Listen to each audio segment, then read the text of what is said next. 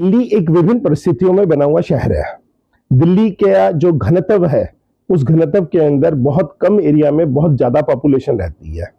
ऐसी जगह के ऊपर बीमारियों का फैलना बहुत तेजी से होता है, बहुत जल्दी से संक्रमण की बीमारियां फैलती हैं। तो दिल्ली को एक विशेष जो है कैटेगरी का इसी प्रकार से दर्जा भी इसी प्रकार से है कि दिल्ली के अंदर कभी भी किसी प्रकार की इस प्रकार की जो रोग जनित समस्याएं हैं, जो एक से दूसरे को छुआछूत की बीमारी की तरह फैलती हैं, तो उन पे बहुत ध्यान देने की जरूरत होती है। मुझे नहीं लगता कि ये सरकार उन पे उस तेजी से काम कर पा रही है। अपने आशा वर्कर्स के द्वारा इस बात को रखना, जो ये आंखों की बीमारी है, इससे व्यक्ति को 10 दिन तक लगभग परेशानी रहती है। उसके बाद व्यक्ति के अंदर अपनी एंटीबॉडीज बन जाती हैं, पर ये 10 दिन हम आने ही क्यों दें? हम 10 दिन की बीमारी से पहले बचने का क्यों ना सुझाव करें? तो दिल्ली के अंदर अगर पानी का भराव होता है तो ये सरकार छुट्टी कर देती है। अगर इसी प्रकार से आई फ्लू आ रहा है तो छुट्टी करके क्लासेस ऑनलाइन कर ले।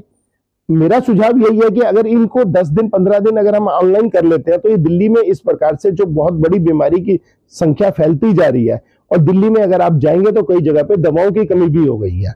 आजकल दवा भी नहीं मिल रही है, हर केमिस्ट के पास दवा नहीं है, और कुछ केमिस्ट तो पता चला है कि इसको ऊंचे दाम पर भी बेच रहे हैं। तो इस प्रकार की समस्या ही नहीं आएंगी अगर दिल्ली सरकार समय रहते चेत जाएगी। और दिल्ली नगर निगम के अंदर भी शैली ओबराय जी प्रोग्राम 950 टीचर्स को इकट्ठा करना, और एमसीडी के अंदर अगर एक भी टीचर को बीमारी हुई आई की तो वो कितने स्कूलों में जाके फैलेगी? 950 स्कूलों में तो एकदम उसके बाद बीमारी एकदम फैलेगी। तो इस प्रकार की समस्या का उन्हें सोचना चाहिए, और ये सब चीजें कार्यक्रम अभी स्थगित कर बाकी जो स्कूल्स हैं उनको भी स्थगित कर, उनके अंदर हमारा दिल्ली आज कोई इंटरनेट की प्रॉब्लम नहीं है चाहिए।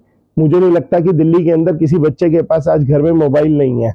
हर घर के अंदर मोबाइल है, क्योंकि कोरोना ने हमारे सब बच्चों के घरों के अंदर मोबाइल और लैपटॉप और हर प्रकार की व्यवस्था कर दी है। तो इसको कुछ समय के लिए अगर हम ऑनलाइन क्लासेस चला लें तो मेरा सुझाव यही है, हम ऑनलाइन क्लासेस करेंगे तो उससे जो है बच्चों में संक्रमण नहीं फैलेगा, क्योंकि सबसे जल्दी बच्चे संक्रमित होते हैं। कुछ पिक्चर्स आपको इसके अंदर मैं दिखा रहा हूं कि हमारे एमसीडी के स्कूलों के बच्चे किस प्रकार से रोग जनित हो गया, उनको आई फ्लू हो गया है।